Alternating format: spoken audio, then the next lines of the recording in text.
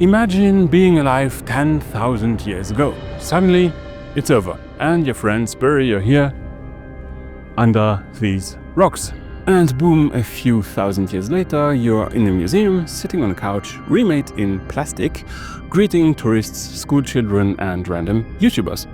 But how did that happen? Who do you have to be? How do you have to live to be interesting to museum directors or archaeologists in a few millennia?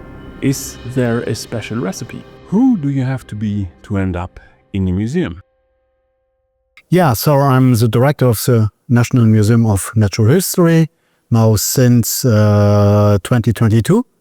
I'm working here at the museum now since over 30 years. Okay. I have begun in the paleontology department, and at this time when I has begun, we were about to build up this museum. The first edition for a permanent exhibition that was in the 90s. And so I grew up a little bit with learning about natural history in Luxembourg, also with context with archaeology. And of course, so I was at my beginning confronted with Loshi. So it's this guy here beside me. So at this time, he was considered as the oldest human remains found here in Luxembourg. Okay, so what can you tell us about the guy sitting next to you? Yeah, so it's my best companion as a museum. As you see, I'm sitting here on a couch. So it's, of course, a first selfie view in the museum. And of course, that's a reconstruction of Loshi, Floshbur, the Loshbur man, who was found in the 1930s, 1935 to be exact, in the Müllertal, in the eastern part of Luxembourg, where he was buried over 7,500 years ago. Okay. So, of course, this is the reconstruction. As we imagine the man today, after we have done a lot of genetic and other examinations on his skeleton. The original skeleton remains are conserved here at the museum on the first floor, where everybody can pass through and see it. When I began at the museum, so there was some, we still considered it as the oldest remains, but we know today, and these two pieces are conserved at the Museum of Archaeology, History and Art at the Fischmark Museum. There are two skeleton pieces, two bones, which are from a woman which lived 1,000 years before. And that's what we will explore today, the story of Loshi and of Loshina. His height was 1.67 meters, so a little under 5'6", which is a bit shorter than me. He had blue eyes, black hair, darker skin, and was probably worried about a toothache. He is known as being the oldest Luxembourger to have ever lived, but is he really? We will also be taking a look at LB2, or as I call her, Loshina. She didn't leave a lot, only those few bone fragments here with weird grooves in her skull. She got cremated, she got scabbed, and she was forgotten for over half a century in an envelope. And she is 1,000 years older than the oldest Luxembourger ever. That's the menu for today, the death and post-mortem career of LB1 and LB2. But first, let's see who we are talking about today. Let's start at the beginning. To end up in a museum, you have to be dead and to be buried here. But where even is here, and why here? We are in the east of Luxembourg in a narrow valley. The region is called Müllertal, the valley of the Müller, and its nickname is Luxembourg's Little Switzerland. It's a popular spot for tourists and for rock climbers. This particular valley is that of the Black Erns River, which flows towards the border with Germany. So let's start with Loshi. He was buried here, discovered here and buried here. And apparently there was a rock overhang that was a bit bigger than this one, which has been destroyed. Apparently, we don't know exactly, we don't have any proof, we don't have any records of a bigger rock overhang than this one, so we cannot be sure. And Loschina, she was discovered a few meters further to the north, if you want, further along this wall, more or less, if I am not totally mistaken, more or less here. But as you can see, you cannot see very far. We are at the bottom of a tight, narrow valley. To get a better idea of where we are, we need to take some height. So here we are in the Tomcat and we are right above it. There it is. Okay, that might have been a bit too fast. So here we are now in the Optica, a much slower plane. To the left there is the village of Heffingen, in front of us Roland, and to the right is the valley of the Black Ernst. And you cannot see that the landscape here is not flat at all. So we'll use the drone. Here's drone spot 1, which I will show you in a few seconds, and to the right is the Luftspur, and in the background, 2 kilometers away, is drone spot 2.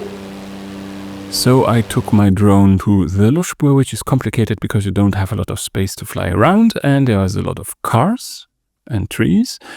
Up in the air you cannot see how uneven the landscape is. I couldn't get up higher because that would have been illegal.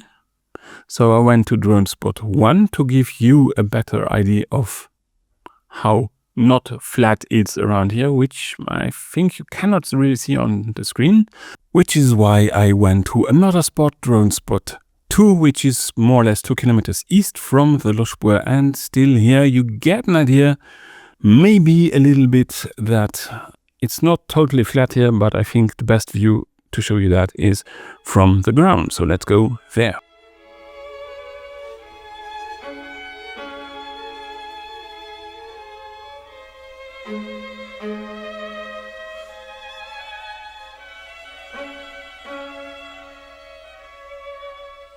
There are wall paintings here, I am told, but they have faded so much that I cannot make them out.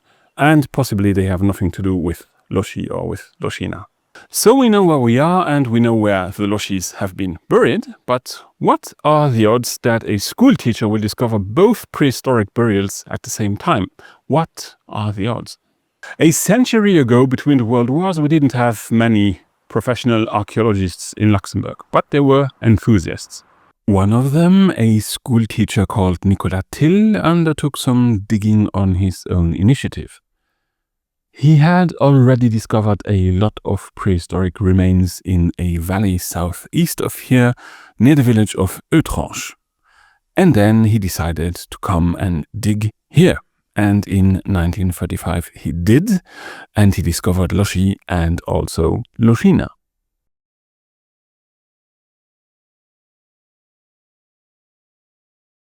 But why leave the valley near Eutranche? Why dig here? Did he have magical powers or did he just get lucky? Well, actually, from what I gather, he made his own luck. Till probably replicated what worked in other countries. There's a valley in France, in the Dordogne, which is quite similar to this one in the Müllertal. First of all, it's a valley. And it also has a river, the Vézère. A lot of prehistoric sites have been discovered there in the 19th century. You might have heard of Cro-Magnon, a site where Cro-Magnon remains were found. Or of Le Moustier, a site which gave its name to a Neanderthal stone tool culture. And of course, if you know a little bit about prehistoric sites, you will probably have heard of the painted cave of Lascaux. At the beginning of the 20th century, a number of painted caves were discovered in that same valley in France. So there are, of course, a lot of valleys that have rivers, but what makes the Müllertal special and what makes it similar to the valley of the Vézère in the Dordogne is the rocky cliffs. You have lots of rocky overhangs here under which you can hide from, for example, the rain. So Nicolas Till had good reasons to come to the Luftspur because conditions here are quite similar to the one found in France in the Vallée de la Vézère, where they were making one discovery after the next. And as we are seeing right now, that was, of course, the correct decision. And to put things into context, Loschi and Loschina got discovered in 1935. The cave of Lascaux got discovered 5 years later in 1940, shortly before the war. Plenty of other sites were discovered in Luxembourg around that period. So it makes sense for Nicolas Till to try to emulate what worked elsewhere. That explains why he came to the Lochspur. All over Europe, people were doing archaeological digging. Archaeology was a relatively new science. Charles Darwin had published on the origin of species in 1859. And not everyone, just like today, was ready to put facts over faith. So we shouldn't imagine all those digs as just being gentlemen of leisure filling their afternoons with pleasant hobbies. There was a genuine scientific interest at work here, and not just in Luxembourg. And the context wasn't politically neutral. On the one side, you had people refusing to accept that our species wasn't created as is. And on the other side, you had some racists spouting some racist nonsense about not every human being a human.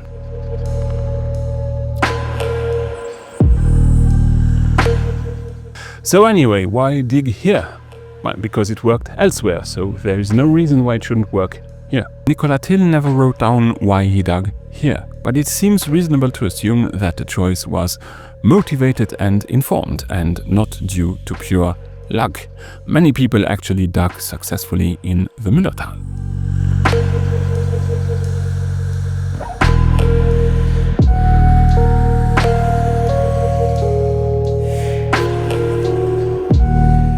So how were the Lochis buried? With Lochi, it wasn't just his bones. When they dug him up, they found ribs of an aurochs, a massive wild ox placed right next to him. Was it food for the journey? Was it a sacrifice or just a sign of respect?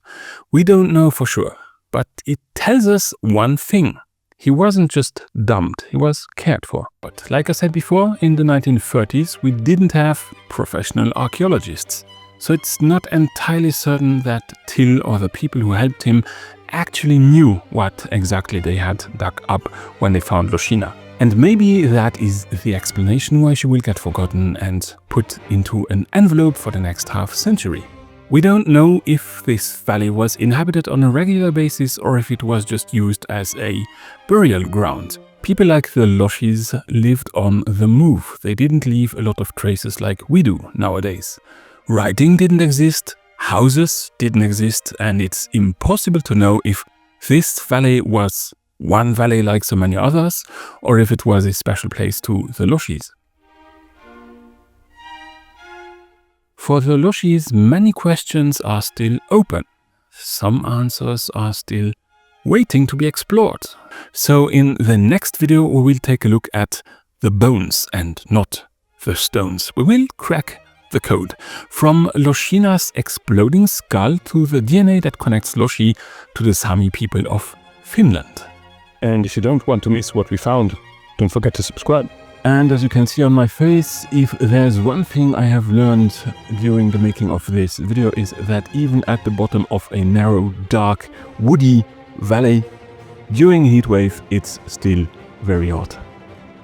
So thank you for watching. Feel free to subscribe to the channel, to share this video if you enjoyed it, and I'll see you in the next one.